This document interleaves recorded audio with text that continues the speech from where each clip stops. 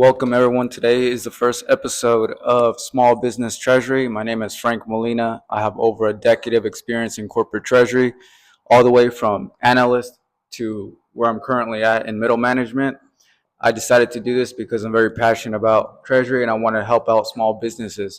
Treasury is not something that is heavily talked about in companies that are starting off and growing. So I wanted to take my corporate experience and bring it on to the small business owner who may not understand the importance of cash management, liquidity, and risk management.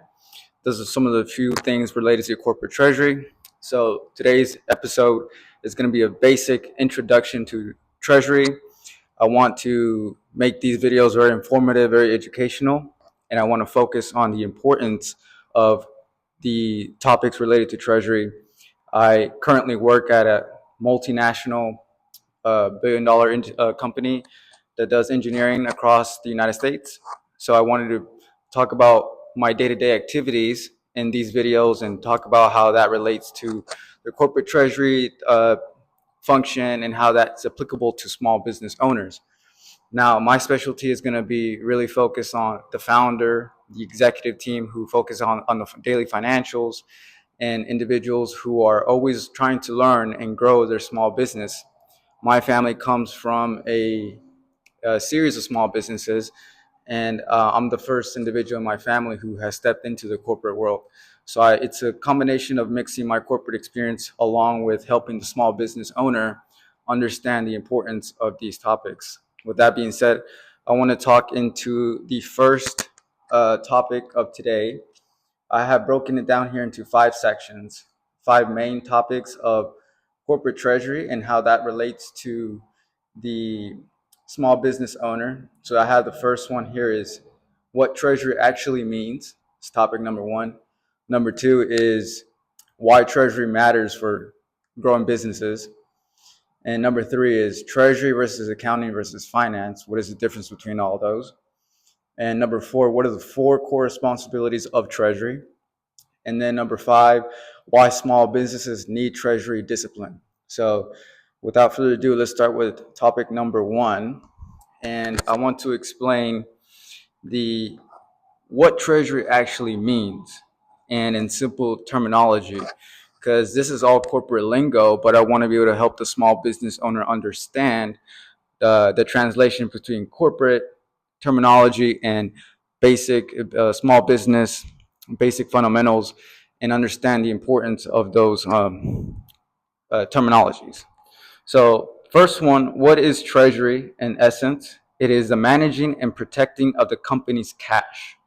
That is, if we were to summarize what treasury is, it's the managing and the protecting of the company's cash. So that is very different from accounting, which accounting looks at historical information, what has happened. Finance looks into the future, what can happen. Treasury is happening right now. What is the liquidity? What is the cash that is needed to operate on your daily operations of your business?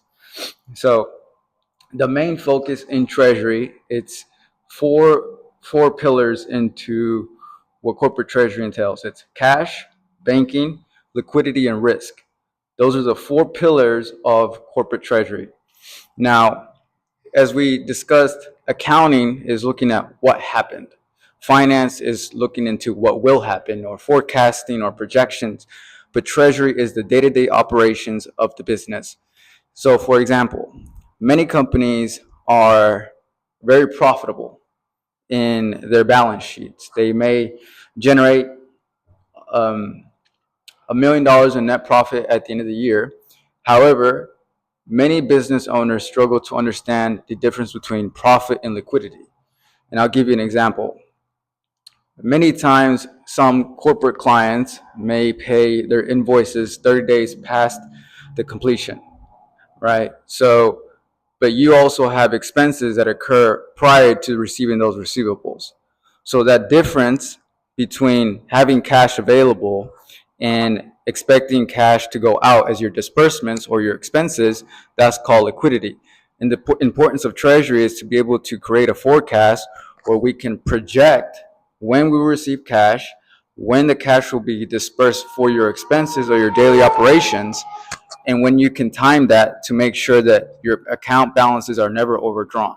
So that is the main difference between uh, accounting, finance, and Treasury. And Treasury is focused on the day-to-day operations inside your banking portal, inside your liquidity, inside your cash, and making sure that your day-to-day operations are being fulfilled and your expenses are not being rejected because you don't have cash in the bank.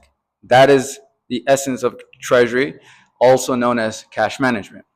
So we can go on to topic number 2, which is why Treasury matters for growing businesses. One of the most important things in Treasury is fraud risk, cash shortages, weak banking controls, and poor visibility of money. So all of those things, many businesses are not aware that those are related to corporate treasury. Fraud risk, examples could be ACH fraud prevention, wire fraud prevention, cash shortages, as we use the example that you may be very profitable in your business, but just because you're profitable doesn't mean you're liquid. Okay, so you may have expenses coming up, but your cash isn't coming in until a week or 2 weeks or a month later. So that's the difference. That right there is liquidity, and that is an example of cash shortages. Treasury's responsibility is to make sure that liquidity is always available to fulfill those disbursements, otherwise known as expenses. So weak banking controls, that's another example of corporate treasury. An example may be, and I've seen this happen multiple times in small growing businesses, they don't have dual controls for their banking portals. And that what that happens is in the corporate treasury function, there's always an approver and someone who releases, or someone who initiates, who approves, and then release. In corporate treasury, there's usually a 3-step process. Individual who initiates, an individual who approves, an individual who releases. In small growing businesses, typically that function is covered by one individual, usually their head of accounting, their head of finance, the individual responsible for banking portals, the individual who may otherwise act as a CFO. And that is called weak banking controls because the control of the cash is on the hands of one individual. And I've seen many, many times where small businesses, they trust that their CFO is handling things responsibly, but since no one's overseeing and nobody has a checks and balances on that individual, they're easily able to embezzle money outside of those banking accounts. And the CEO or founder is wondering why they're bleeding cash, or they're wondering why on paper they appear to be profitable, but there's no cash in the bank. So those are examples of weak banking control. So poor visibility of money, that's another example of um, the importance of be able to understand liquidity, cash shortages, and banking controls. Because as the CEO or founder or executive team member is not aware and able to see where cash is coming from, where cash is going, what is the end of day balance sheet, what is the cash projections, they are not able to make proper decisions, and they're trusting their financial individual, their head of finance or the head of accounting, to be able to make these proper decisions and visibility. But at the end of the day, the CEO or the founder of the individual of this entire structure falls on that responsibility. So the CEO needs to be able to properly be informed on how to make these decisions, and from there appoint the proper individuals and the proper protocols to make sure that everything is fall into proper structure. So let's go on to topic number 3. We kind of touched on this a little bit in the beginning, the difference between treasury, accounting, and finance. These individuals, and if you look at a corporate structure, they all fall under the CFO. But in multi-$100 million companies and billion-dollar companies, these departments become so large that they have to be subbed out. So you have your own department for accounting, you have your own department for finance, you have your own department for treasury. And that's exactly how it works at the company that I work for. We have our own treasury team, which is led by me, and I have an analyst who works underneath me. and I am responsible for the day-to-day operations of Treasury. Anything that goes wrong in Treasury falls on me. I am responsible for the outcomes of that department. Now, Treasury teams are significantly smaller than most finance and accounting teams. The Treasury team, even at multi-billion dollar corporations, they're usually consisting of 3 to 4 individuals. Now, as you go into multi-billions and Fortune 500 companies, then you have a team of like 7, 8, 9, 10 individuals. But on most company, mid-sized private organizations, you're going to have a small team of 3 to 4 people, sometimes less. So at my current company, I sit in middle management. I have an analyst, a senior analyst who reports directly to me. And then I have someone above me who acts as my VP and controller. But he is more aligned in the C-suite and more aligned in strategy. And as far as daily operations and responsibility, that comes into my plate and my overview as far as middle management. And that's the difference between that's why a lot of people are not familiar with Treasury, because it's such a small niche individual department within the accounting finance structure. Accounting, you're going to have multiple staff accountants, you're going to have multiple managers, you're going to have controllers, you're going to have individuals who have a big team, sometimes of 10, 15, 20 people in an organization. Same thing with finance. You may have a little bit, probably slightly bigger than Treasury. You have someone who's working on projections, someone who's working on strategy, who's working on growth. But then you have the Treasury function, which is responsible for the day-to-day operations and banking structures and cash management of the corporation. So the way I just look at it is accounting as looking at what has happened. Finance is looking into what will happen. And then Treasury is looking at what is happening right now today. So that is the main difference between those three accounting functions. We'll look on to topic number 4, which is the 4 core responsibilities of Treasury. And we kind of touched on this earlier, but just a little go into further detail. The 4 main pillars are cash visibility, right? So knowing how much cash the company actually has to fulfill their daily operations. Cash forecasting. So a very common spreadsheet that is used in Treasury is a 13-week rolling cash, which tells you what does your liquidity going to look like based on expected payables and expected receivables over the next 13 weeks. So that is the predicting and projection of cash that will be required in the future and cash that will be coming in, right? So the Treasury terminology is disbursements, which is your money going out, and receivables, which is your money coming in. All of that needs to be organized into a spreadsheet to give you an idea of what your bank balance and bank GL balance will look like at the end of each week from those 13 weeks from today. So the third function, the third core responsibility of Treasury is banking and payment controls. So when we refer to banking and payment controls, it goes back to the example that I gave earlier on releasing payments and initiating payments. That falls under Treasury. The Treasury is in this, or the Treasury Department is responsible for granting access for individuals who will be initiating, approving, and releasing ACH payments or wire payments or any other type of payments that is processed within the organization.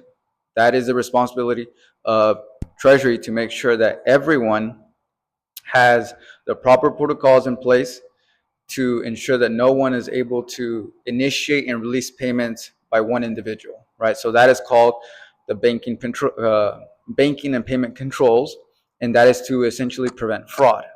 And we can get into more of those details in other videos. I have multiple examples from the corporate treasury side and why those things are so important and why it's incredibly important for small business owners to understand the basics and principles of these procedures as your company grows. Because in the future, it's better to prevent things from happening rather than to react to things from happening, okay? So in big organizations, they are able to withstand a $25,000, $50,000 fraud or wire ACH fraudulent transaction. $50,000 for a small business netting $1 million a year or similar, that takes a big hit to your balance sheet. And someone who's growing their organization $50,000 being wiped away from your bank account due to fraudulent activities and lack of proper controls is going to hurt very, very, very, very much. So we can get into those in other videos, details of that in other videos. I want to share some stories that I've seen in corporate treasury that will be very useful for the small business owner. And then the fourth core responsibility of treasury is liquidity management. So in short, that is ensuring the business never runs out of cash, right? So in corporate treasury, many of multi-billion dollar corporations or companies that have several hundred million in revenue, we typically use sweep accounts, money market funds, and our operation accounts. And what we do is we look at our cash forecast and we predict what our cash needs are going to be over the next several weeks, and heavily focused on what is happening in the next week or two, because that's going to allow us to make decisions on what we need to do if we're running short on cash or if we have excess cash. So that is liquidity management. It goes both ways. It could be that you may be short on cash, or you might have extra cash. And if you have extra cash, what are you doing with that extra cash? Just as a business, just letting it sit in your operations account or your checkings account. That's where strategy comes in, and typically the head of treasury or the treasurer is responsible to present to the board or into the CFO or to the C-suite opportunities on how they invest that excess cash. But those are videos that we want to talk into more in detail into the future. So then the fifth topic that I want to go over today in the introduction to treasury is why small businesses need treasury discipline. In large corporations, we have a very strong treasury system because it's a checks and balances between the money that is being dispersed and the money that's coming in. So very strong treasury systems are usually implemented and thought about once a company has a lot of cash. But I, as an individual who has come from a family of small businesses, I highly encourage at least the founder and the C-suite and the head of the operations in those small businesses to become aware of treasury functions, at least the basics, so you don't allow things to hurt your business and lose in terms of losing cash or being victims to fraud or any of those catastrophes when it happens by many times hackers that target small businesses who are vulnerable, who are not knowledgeable in treasury systems. So in large corporations, we have very strong treasury systems, and it's a good habit for small business owners to implement those same systems at a much smaller scale, but the same principles being applicable. So the whole purpose behind me making these videos is I want to teach the small business owner to have strong treasury systems and make it into a good habit so you don't become victims of fraud. Even at billion-dollar organizations, fraud still happens. So if multi-billion-dollar corporations that have strong treasury systems are still prone to being victims of fraud, it's higher likely that small business owners that have no treasury systems are going to become even more victims to fraud. So that's the main function behind the purpose of me making these videos. I want to help the individuals build their discipline so you can have good treasury systems in your organization and your company. Treasury is a boring topic that nobody likes to talk about, but it's super important as far as protecting your cash. As a business, your cash is your blood, is your livelihood. Without cash, you don't have a business that operates daily or a business that will grow into the future. So you want to protect that cash. So when you think of treasury, think of protection of cash. It's very difficult to earn money in a business. You have to do a lot of work, whether you're a construction company or a development company or a consulting company. It takes work to generate income. The purpose of treasury is to make sure you protect that cash that hits your bank account. Don't be a victim to internal staff members who want to embezzle money. Don't be a victim to hackers who send fake invoices, and because of lack of proper controls, you've lost money. Big corporations, we have insurance premiums that we pay. So if we ever do become victims of fraud, our insurance company will pay for it. Many small businesses don't have that. So the best way to prevent being a victim is to have proper treasury systems in place. You want to make it into a habit to be proactive and not reactive. So that's just the first video of this series. I plan to make many more to discuss many of my stories, many of my experience, talk about what happens in the day-to-day operations of Treasury, what happens as a Treasury professional, and how you can implement all of that in your small business to make sure that you protect the capital, you protect your business, you protect the money that it's hard to earn, and make sure that you build good discipline and good habits when it comes to treasury and cash management.